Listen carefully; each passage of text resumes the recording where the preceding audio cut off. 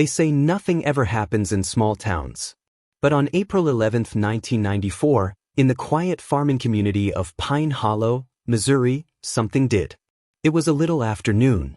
Most of the town had gone still, the way it does after a morning of hard work. Some folks napped. Others stayed in, escaping the first heat of spring. The only sound came from cicadas buzzing through the cottonwoods lining the edge of town. And then someone screamed. A boy, no older than 9, had been walking home from school with his grandmother when he spotted something floating in the irrigation pond near the edge of the Carter property. At first, he thought it was just another old sack or animal carcass. People dumped things all the time out there.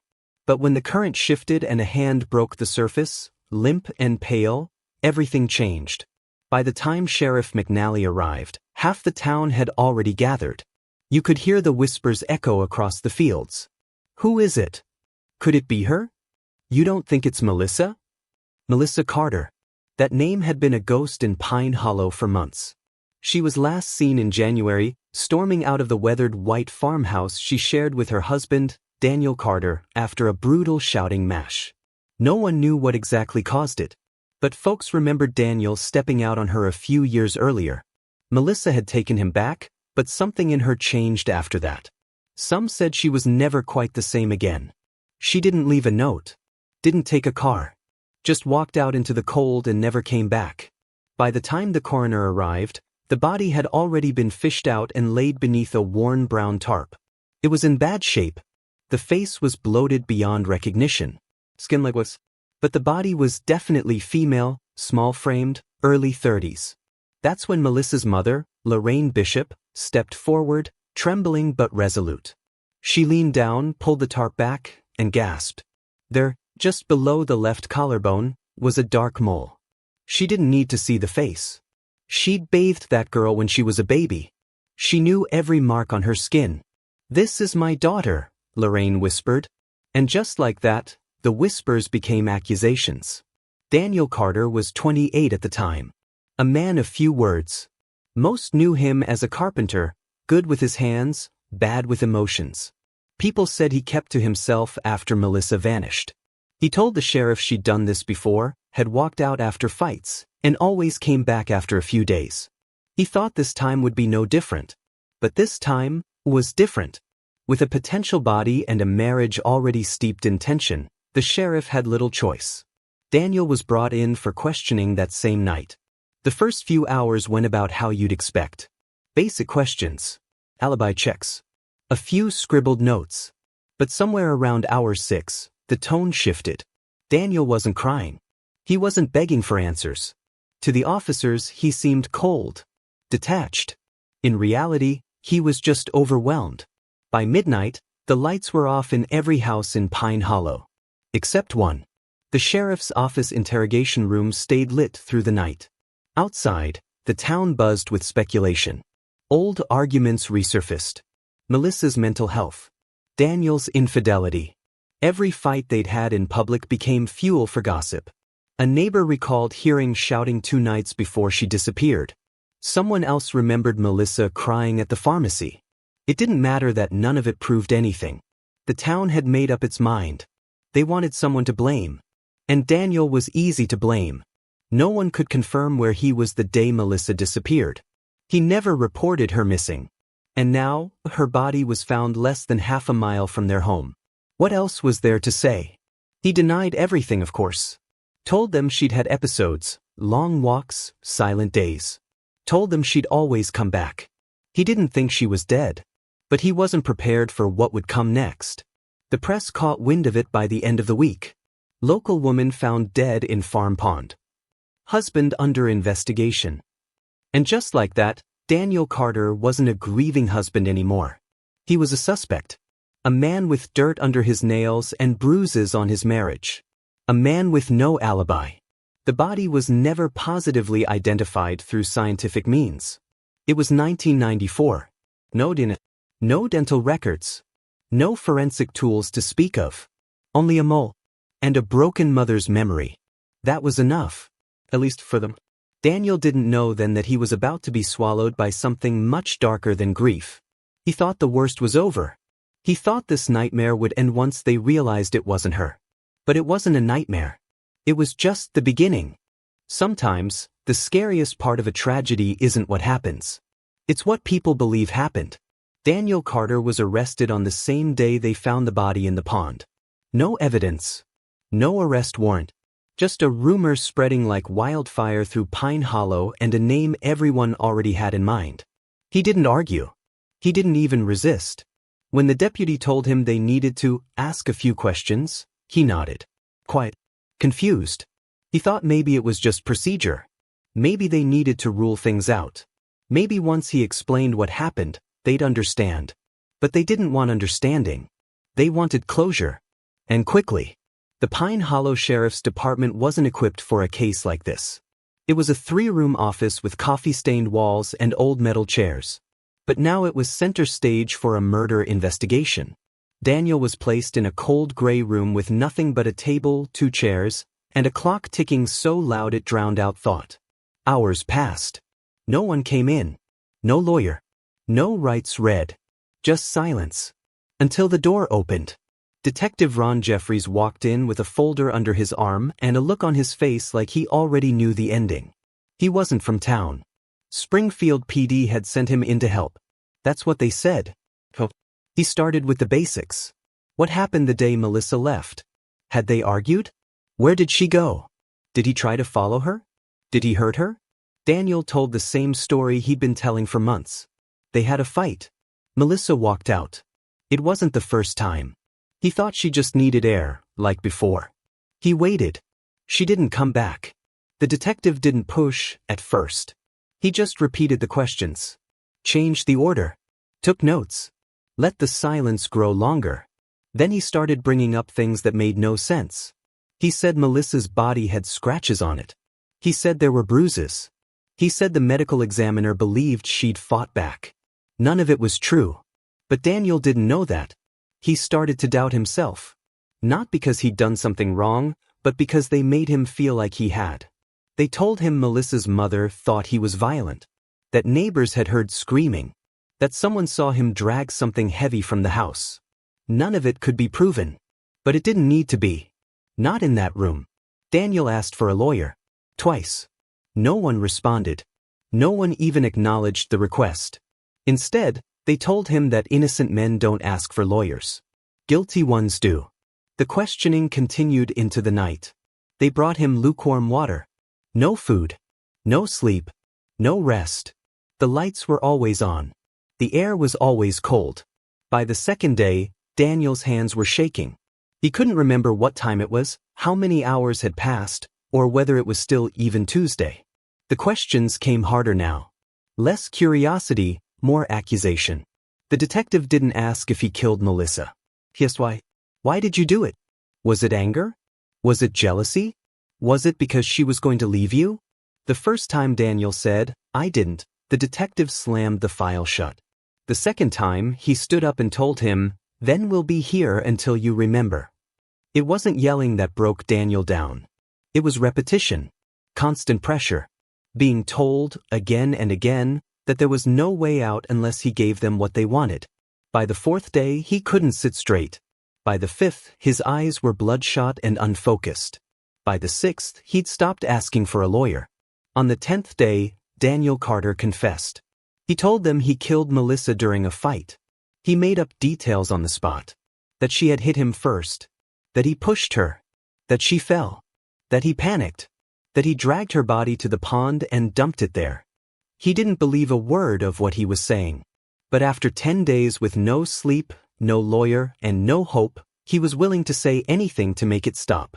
As soon as he signed the confession, the tone changed. The officers shook hands outside the door. Someone brought coffee. The case, in their eyes, was closed. The next day, the local paper ran the headline, Carter confesses to killing wife. Underneath was a blurry photo of Daniel being led to a police van. His hands cuffed, his face hollow. In small towns, facts become foggy fast. But confessions? Those stick. Whether they're true or not. Back in the house on Maple Ridge Road, Daniel's daughter, Ashley, sat on the porch with her grandmother. She asked if Daddy was coming home. Her grandmother didn't answer. She just pulled the little girl closer. Melissa's family thought they had justice. The sheriff thought he had a win. The community finally felt safe again. But none of them knew that the body in the pond wasn't Melissa Carter. And Daniel Carter had just confessed to a murder that never happened. The trial of Daniel Carter began in October 1994 at the Jefferson County Courthouse. From the moment he was escorted through the side door in an orange jumpsuit, flanked by deputies, his fate already felt decided. People from Pine Hollow drove in early to get a seat. Some sat with arms crossed, some whispering, others just staring. No one in that courtroom had ever seen a murder trial before. But to them, this wasn't just any case. It was closure. It was drama. It was everything their small town had been talking about for months. Daniel didn't speak much. He sat with his shoulders hunched, staring down at the table, eyes sunken from months of sleep deprivation and trauma. His public defender, overworked and outmatched, made a quiet argument that the confession had been coerced. He tried to raise questions about how long Daniel had been held, the lack of legal counsel, the absence of physical evidence. But the confession was all the prosecution needed. They played the audio in court. The room went quiet as Daniel's strained voice echoed over the speaker system. I pushed her to hit her head. I panicked. There were no tears in the room, just silence. The kind that doesn't ask whether something is true, only whether it's believable. And it was. To them. The jury deliberated for less than 2 hours. When they returned, the foreman didn't look at Daniel as he read the verdict. Guilty. Intentional homicide. 15 years in state prison. Daniel didn't flinch. He didn't cry. He didn't even look surprised. He just nodded once, like he had expected this all along. Like part of him had already accepted he was never going home. The judge added 5 years of civil rights suspension to the sentence. When the gavel dropped, Daniel Carter was no longer just a man who'd lost his wife. He was now a convicted murderer. Back in Pine Hollow, the town exhaled. People returned to their routines. Kids went back to school. The whispers faded. Melissa Carter's name slowly stopped appearing in conversations. Justice had been served, they thought. But it hadn't. Not really. The toll on Daniel's family was immediate and brutal. His mother, Eleanor Carter, had been the one holding everything together, watching over Ashley, attending every hearing, speaking out when no one would listen. But just a few weeks after the sentencing, she was arrested for disrupting a court proceeding after pleading for the case to be re-examined.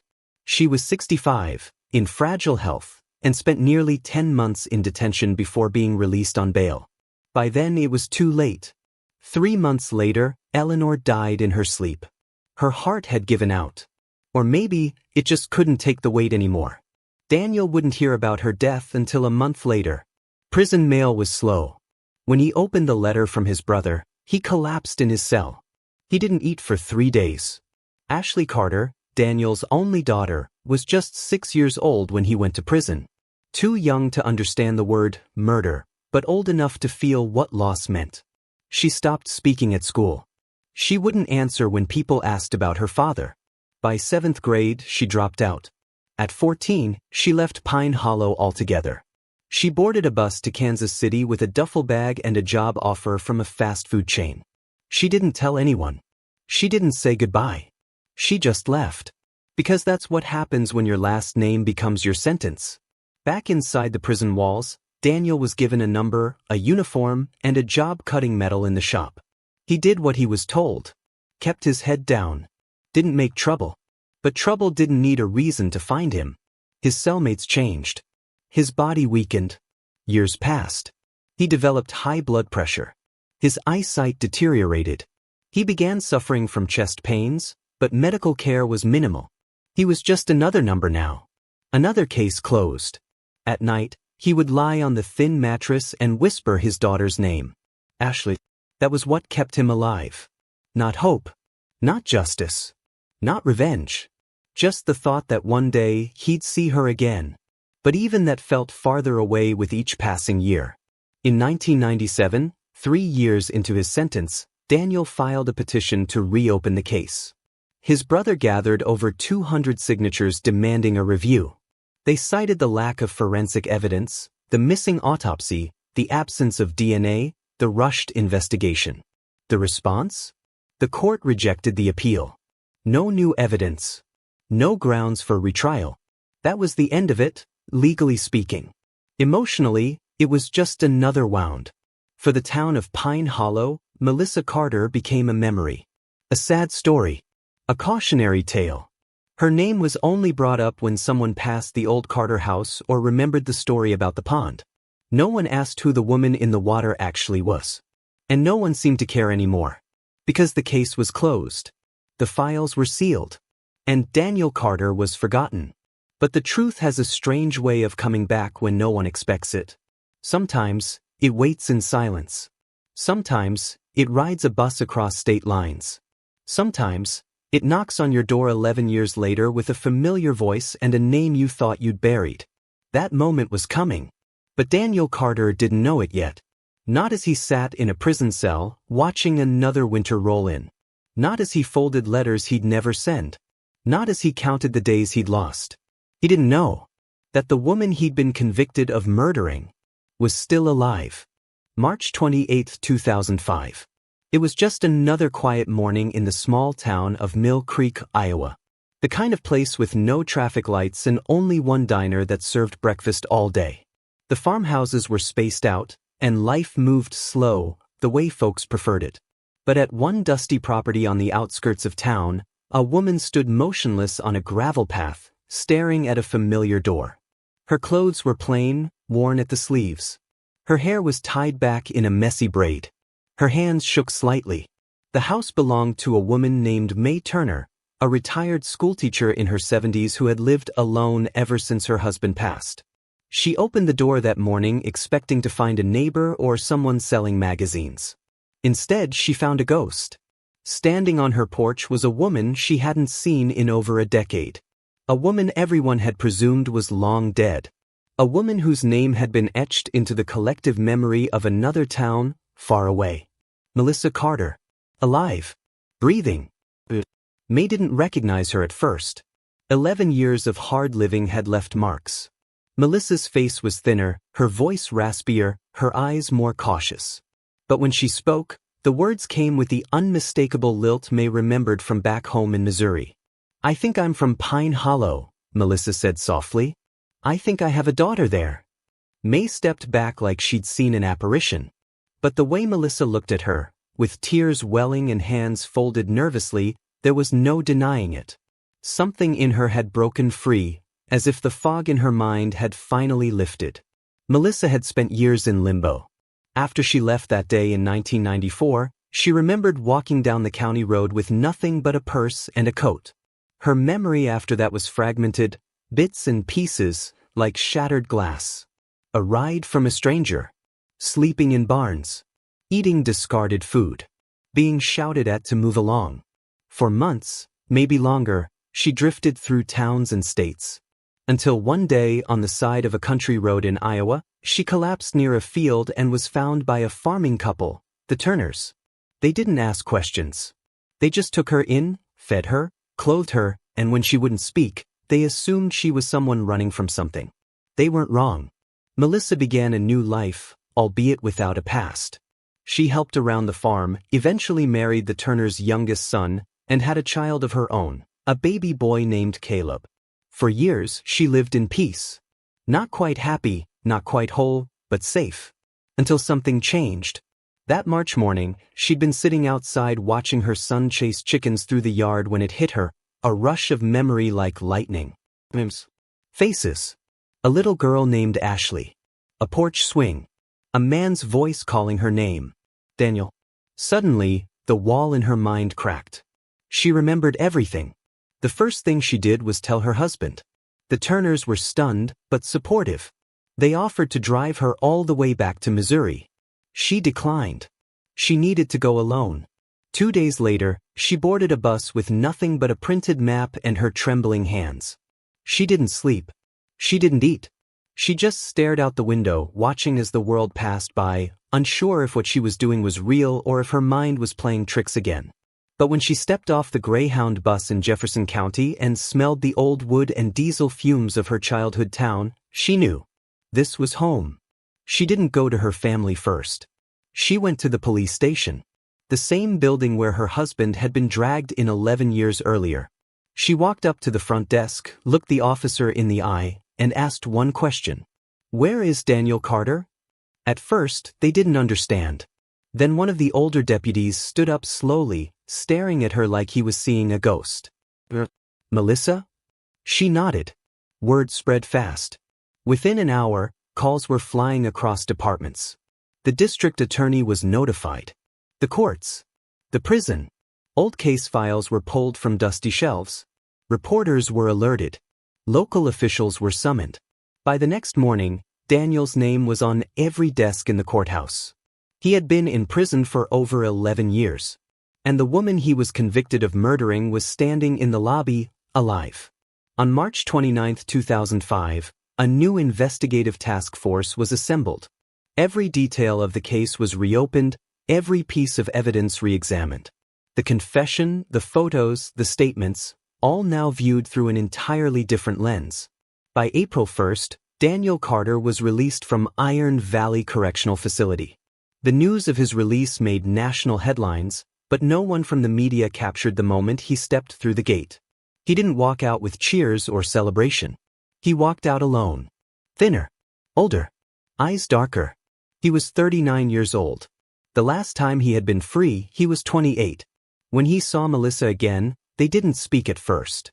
They stood facing each other in the hospital room where he was taken for urgent medical care. She stared at the man she once loved, now hollowed by time. He stared at the woman who had vanished, now suddenly whole again. He didn't ask where she'd been. She didn't ask what he'd gone through. They both already knew. Melissa reached for his hand. He pulled it away. Not out of anger, but because his body still flinched from being touched. And because forgiveness was a mountain neither of them had the strength to climb. Not yet. For the public, Melissa's return was a miracle. For Daniel, it was proof that hope hadn't lied to him. But it also raised a terrifying question. If Melissa was alive, then who had they buried? And who was responsible? Because justice hadn't just failed Daniel. It had forgotten someone else entirely. After Melissa Carter returned, the case that had once been buried in Pine Hollow came roaring back to life. Daniel Carter was no longer the man who had killed his wife. He was the man who had been punished for a murder that never happened. But if Melissa was alive, one question rose to the surface like a body in water. Who was the woman found in the pond? The investigation into her identity had ended nearly 12 years earlier, the day Daniel confessed. Now that assumption, the entire case, was unraveling thread by thread. Back then, in April of 1994, no DNA analysis had been performed. No fingerprints had been collected. No dental records matched. All they had was a body too decomposed to identify and a grieving family too desperate not to believe it was their missing daughter. Melissa's mother, Lorraine, had identified the body based on a small mole beneath the collarbone. She had cried, nodded, and said, "This is her." The police had taken that as confirmation. Now, Lorraine sat on her porch in Pine Hollow, staring into the fields, her lips trembling as reporters gathered around her. "I wanted closure," she whispered. "I wanted to believe it was her. So badly I made it true." She wasn't the only one. The town had accepted the truth they were given. And Daniel had paid the price for their certainty. The forensic records were retrieved from archive storage, dusty boxes labeled Carter Case, 1994. Inside were a few Polaroids, handwritten notes, and an autopsy report barely a page long. No forensic analysis. No toxicology results. No investigation into missing persons from nearby counties. They hadn't looked any further than Melissa Carter. But now, everything was reopened. A new forensic team was brought in from Kansas City to re-examine what remained of the recovered remains, what little had been preserved after all those years. The body had been buried in a numbered grave in the county cemetery, under a headstone marked Jane Doe #94-07. It was exhumed under tight supervision. A full DNA profile was extracted, now possible thanks to advances in technology that didn't exist a decade earlier. The results shocked everyone. The woman was not Melissa Carter. Not even close. In fact, her genetic markers indicated Eastern European descent, not something common in rural Missouri. The new team estimated her age to be between 25 and 30 at the time of death.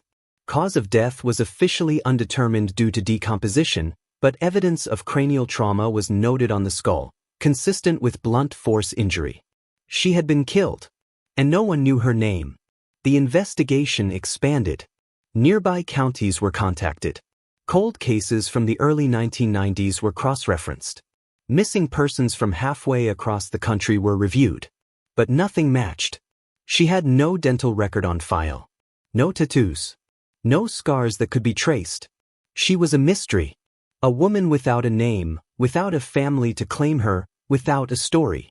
The only thing known was where she ended up, face down in a pond, in a town where she didn't belong. And for over a decade, everyone thought her story had already been told. The media quickly shifted focus. The new headlines read, "Who was the woman in the pond? 11 years of injustice, and one unknown victim. Melissa Carter lives. But someone else died." Public reaction was divided. Some in Pine Hollow felt guilty. Some were angry. Some simply wanted it all to go away. But a smaller group, a quieter one, became obsessed with the truth. Online forums dedicated to cold cases picked up the story. Amateur sleuths began combing through missing persons reports from the early 90s. A few leads surfaced: women who had disappeared while hitchhiking across the Midwest, others who had left abusive homes and never returned. One name kept coming up: Eva Miskovic, a 27-year-old Slovakian immigrant who vanished from St. Louis in 1993. She had been working as a house cleaner. No green card. No ID. One day she left work and never came home. Her employer never filed a report. Only her roommate had a handwritten letter mailed to a church office that never reached the authorities. The case had gone cold, until now. DNA from Eva's brother, who had since returned to Slovakia, was requested and provided. It was a match. The woman in the pond was Eva Miskovic. A woman no one in Pine Hollow had ever heard of. A woman whose death had been ignored, covered over by a false confession and a town too eager to move on. Daniel Carter sat in the back of a courthouse room when the identity was confirmed. He said nothing. He just stared at the floor. He wasn't angry. He was haunted. Eva's face had never appeared in his dreams. He'd never seen her. Never met her. But for 11 years, she had been the silent reason he lost his freedom. And now, she too had a name. A story. A family. It didn't erase what happened. But it made her human again. The state officially reopened Eva's homicide case. This time, they were determined to find the real killer. They began reconstructing her last movements in St. Louis. Where she worked. Who hired her. What homes she visited. Who might have picked her up on the road to nowhere. It wouldn't be easy. The trail was cold. Witnesses had vanished. Memories faded. But they had one thing now they didn't before. A reason to care. Daniel Carter would never meet Eva's family. But he asked his lawyer to send them a letter. It wasn't long. Just a few lines. "I'm sorry. I didn't know her. But I carried her death with me for over a decade. And now I carry her name." He signed it with shaking hands. Because even though the bars were gone, some prisons never fully open. Justice doesn't always arrive with a bang. Sometimes it shows up late, quiet, ashamed of how long it took. But when it does come, someone always pays the price. The exoneration of Daniel Carter and the identification of Eva Miskovic didn't just rewrite one man's story, it exposed a fault line that ran straight through the heart of the local justice system. People started asking hard questions. And this time, they wanted answers. Why was there no proper autopsy report in 1994? Why was no DNA collected? Why was Daniel denied legal representation? Why was his confession taken after 10 days without rest? And perhaps most damning of all, why did no one look for who the victim really was? The Missouri State Attorney General's office launched a formal inquiry. The original case files were pulled. Subpoenas were issued. Retired officers were called back in. What emerged was a web of negligence, ambition, and pressure, the kind that festers in small towns where careers rise and fall on the illusion of quick resolutions. At the center of it all was Detective Ron Jeffries, the lead investigator brought in from Springfield. Back in 1994, he'd been hailed as the man who closed the case. A promotion followed. Then another. By 2005, he was a district-level supervisor overseeing 5 counties. When the investigation reopened, he was placed on administrative leave. Jeffries denied any wrongdoing. He claimed Daniel had confessed freely, that there was no abuse, no coercion, no manipulation.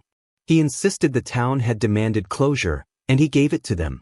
But others remembered it differently. A former deputy, now retired, came forward anonymously, claiming that Jeffries had ordered the tape recorder to be turned off before the confession. Another officer recalled seeing Daniel asleep in the hallway between interrogations, barely able to stand. And then there was the photo, the one of Daniel reenacting the crime, his arm held up by someone out of frame. It was supposed to be proof. But when examined closely, Daniel's eyes weren't just vacant, they were swollen shut. A doctor testified that his injuries were consistent with blunt trauma. Not from a fall. From beatings. Public outrage exploded. Local newspapers ran front-page editorials demanding accountability. National outlets picked up the story. Talk shows invited legal experts to debate the cost of wrongful convictions. Online petitions circulated with thousands of signatures calling for charges. The Attorney General responded by forming a special ethics panel to review all cases prosecuted by the same team between 1992 and 1998. 6 convictions were flagged. 3 were reopened. 2 were overturned. And suddenly, Daniel Carter's case wasn't a fluke. It was the tip of a much larger iceberg. Meanwhile, back in Jefferson County, a separate reckoning unfolded in court. Daniel Carter filed a civil suit against the state, seeking compensation for 11 years of wrongful imprisonment, loss of income, psychological trauma, and permanent damage to his health. His request, $1.3 million. The state's counteroffer, $125,000. That was the standard compensation rate under Missouri's wrongful conviction statute at the time, a law based on average yearly wages, not the scale of human suffering. Daniel's attorney, Paula Morgan, stood before the court and asked one simple question. What price would you place on the loss of your daughter's childhood? On missing your mother's funeral? On being buried alive in a system that refused to listen? The judge didn't answer. But weeks later, a revised settlement was reached. $615,000. Part cash, part healthcare coverage for life. It wasn't justice. But it was something. Several public officials were also forced to reckon with their roles. Sheriff Dennis Keene, who signed off on Daniel's arrest without a warrant, resigned. Prosecutor Alan Vickers, who pushed the case to trial despite lacking forensic evidence, was disbarred. Judge Harold Crane, who presided over the original conviction, retired early under public scrutiny. But not everyone faced consequences. Detective Jeffries was never criminally charged. He moved out of state the following year. When asked by a reporter if he had any regrets, his only response was, "I did what I thought was right at the time." To Daniel, that line would haunt him for years. Because, at the time, had cost him everything. Melissa Carter, too, faced her own reckoning. She had been found. Alive. But not unchanged. Years of wandering, surviving, starting over with no memory, it had left marks on her that no therapy could fully erase. Just days after Daniel's release, she checked herself into a mental health facility in Kansas City. Her husband in Iowa supported the decision, quietly shielding their son from the media storm. Melissa later said in a letter, "I was the one missing, but he was the one who disappeared." She didn't ask Daniel for forgiveness. And he didn't offer it. Not because he blamed her, but because blame was never the issue. The system that failed them both was. Daniel never returned to Pine Hollow. He moved to a small town in Oregon, changed his phone number, and bought a quiet house on the edge of the woods. He rarely answered calls from journalists. He turned down book deals. He declined documentary offers.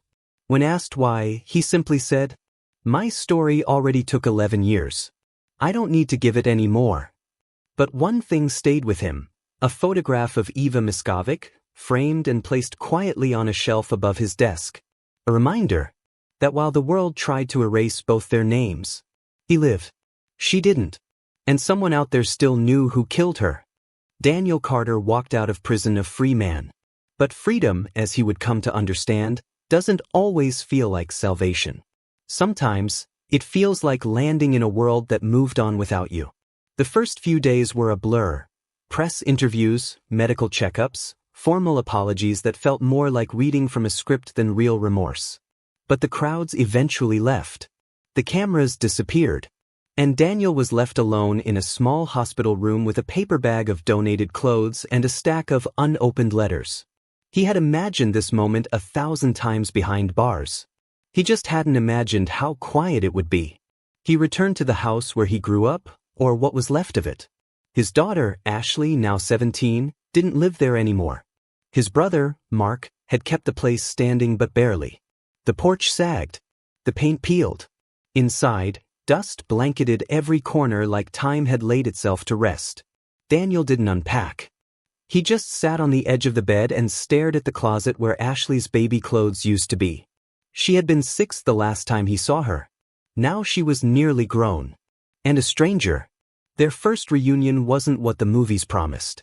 Ashley didn't cry. She didn't run into his arms. She sat across from him at the diner 2 towns over, her hands wrapped around a mug of tea she didn't drink. Daniel tried to smile. "You look just like your mom used to at your age." Ashley looked down. "People still whisper about us. Even now." "I know," he said. "They always will." She hesitated. "I don't remember much from back then. Just the silence after." He nodded slowly. "That's all I remember too." When they stood up to leave, he reached to hug her. She hesitated, then allowed it, stiff and unsure. But she didn't pull away. And that was enough. For now. Daniel tried to re-enter society the way people told him to. He applied for jobs. But no one wanted to hire the man whose name had once been printed beside the word killer. He thought about leaving the state. Starting fresh.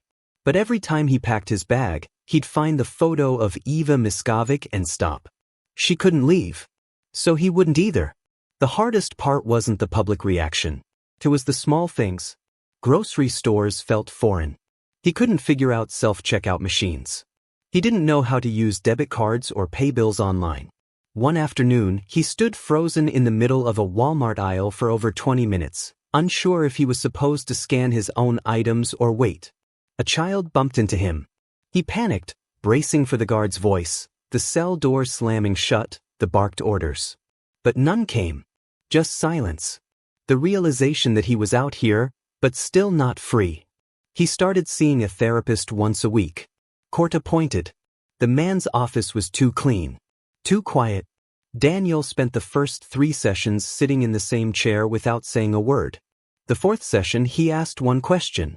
What do I do with 11 years of being hated for something I didn't do? The therapist didn't answer. He just let the silence stretch until Daniel realized maybe there wasn't an answer. Just the act of asking it was enough.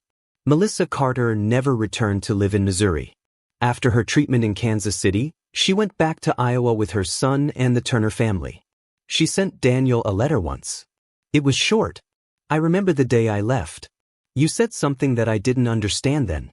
You said, it's not the leaving that breaks things. It's the silence after. Now I know what that means. I'm sorry for the silence.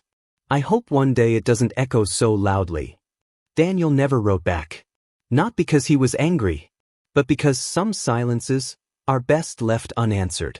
In 2007, 2 years after his release, Daniel quietly funded a small memorial near the pond where Eva's body had been found. It was just a stone, a plaque, and a name.